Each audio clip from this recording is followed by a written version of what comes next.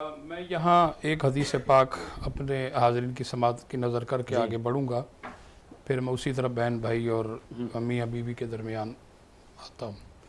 कंजुल उम्माल के अंदर ये हदीस पाक है और इमाम बुखारी रहमतुल्लाह अलैह ने अल अदबुल मुफरद के अंदर भी ये हदीस पाक बयान की।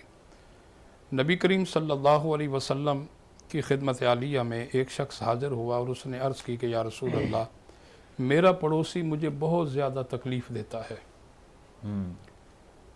और हुजूर ने इरशाद फरमाया कि आप सब्र करें, अल्लाह इस पर आपको अजर देगा। अब ये उम्मत की तालीम के लिए इस हदीस को सुनिएगा और बड़ी मालूमात है इसके अंदर।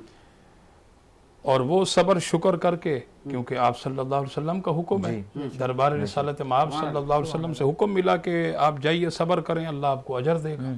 वापस चले गए और जब वापस चले गए तो पड़ोसी की ज्यादती रुकने के बजाय मजीद और बढ़ने लगी। अब मेरे लिए क्या हुक्म है?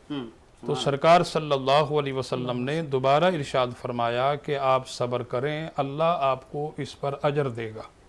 वो दोबारा चले गए वापस। अब जो है वो उसका जुल्म और ज्यादा हद से भी बढ़ने लगा। फिर तीसरी बार दरबार रिसालत में आप सल्लल्लाहु अलैहि वसल्लम में हाजिर हुए, अर्ज़ की कि या रसूल अल्लाह, अब तो मेरे पड़ोसी का जुल्म, उसकी शिद्दत इस कदर बढ़ चुकी है कि अब तो बर्दाश्त से भी मामला बाहर हो चुका है। अब मेरे लिए क्या हुक्म है? तो सरकार सल्लल्लाहु अलैहि वसल्लम ने इरशाद फरमाया, अब आप ऐसा करें कि आप अपने घर का सामान अपने घर के अहाते से निकाल कर अपने घर के दरवाजे पर रख दें बाहर, और वहाँ खुद भी बैठ जाएं। जो भी आने जाने वाला आपसे पूछे तो आप उसको बताएं कि इस तरह मेरा पड़ोसी मुझे अजियत पहुंचाता है, मुझे तकलीफ़ पहुंचाता है। उसकी अजियत और उसकी तकलीफ़ की वजह से मैंने अपने घर का सामान अपने घर से बाहर निकाल कर रख दिया। अब इसी तरह हुआ, लोग आ रहे हैं जा रहे हैं, हर आने जाने वाला आपसे सवाल कर रहा है, पूछ रहा है और सबको वो बता रहे हैं जिस तरह अल्लाह के नबी ने तालीम दी थी। और यहाँ तक कि उस पड़ोसी तक जब ये सारे मामलात पहुँचे और लोग उस पड़ोसी पर जो है वो लान तान करने लगे कि भाई ये आपने क्या किया है कि अपने पड़ोसियों के इतने अहम हुकूक होते हैं और आपने उन्हें तंग किया हुआ है और उस पर जुल्म सितम आप कर रहे हैं, और आपकी इस तंगी और इस जुल्म की वजह से वो घर से सामान निकाल के अपने घर के दरवाजे पर रख कर बैठे।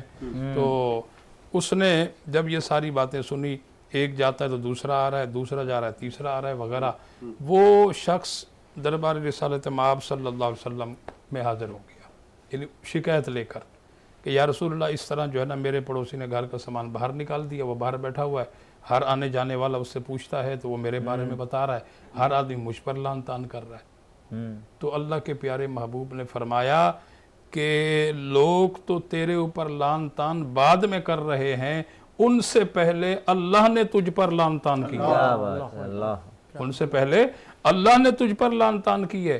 तूने अपने पड़ोसी के साथ जुल्म, इतनी ज्यादती कि वो पहली दफ़ा आया मैंने सब्र की तलकीन की, दूसरी दफ़ा आया सब्र की तलकीन की, तीसरी बार हमने ये फैसला सुनाया। अब यहाँ साजिद हुसैन देखें कि अल्लाह के नबी जब पहली दफ़ा वो आए थे तो चाहते तो उस शख्स को बुलाकर समझा देते जी, डायरेक्टली बुलाकर कह सकते थे, लेकिन हुजूर ने सब्र का दर्स दिया कि जाओ सब्र करो अल्लाह अजर देगा, जाओ सब्र करो अल्लाह अजर देगा। ये उम्मत के लिए तालीम है। सुभान अल्लाह। और उसके बाद फिर जब वो जुल्म न रुक सका, हद से बढ़ने लगा, बर्दाश्त से बाहर होने लगा, तो तब ये मामला हुआ। फिर वो शख्स हुजूर की बारगाह में रोने लगा कि या रसूलल्लाह, मेरे लिए क्या हुक्म है, मुझसे गलती हो गई। हुजूर ने फरमाया कि आप जाएं, जा करके उससे माफ़ी मांगे। शुरू ने आपने स्टेटमेंट के आगाज में एक बात की कि हकूकुल इबाद एक ऐसी चीज़ है कि अल्लाह भी माफ़ नहीं करता जब तक आपने जिसके साथ जुल्म किया, ज़्यादती की, जिसके हुकूक पामाल किए, जब तक वो आपको माफ़ ना करे। तो अब जो है हुजूर ने फरमाया कि जाओ जाकर उससे माफ़ी मांगो, उससे माफ़ी मांगो, उससे राज़ी करो। जब वो तुम्हें माफ़ कर देगा, वो तुमसे राजी हो जाएंगे, तो अल्लाह भी तुम्हें माफ कर देगा। बहुत खूबसूरत। अल्लाह भी अभी कंप्लीट अल्लाह भी माफ कर देगा। उसके बाद हुजूर ने फरमाया कि जब वो राजी हो जाए, तुम्हें माफ कर दे, अगला काम क्या करना है? उसका सामान अपने कंधे पे उठा के उसके घर में रखा। کیا کہنے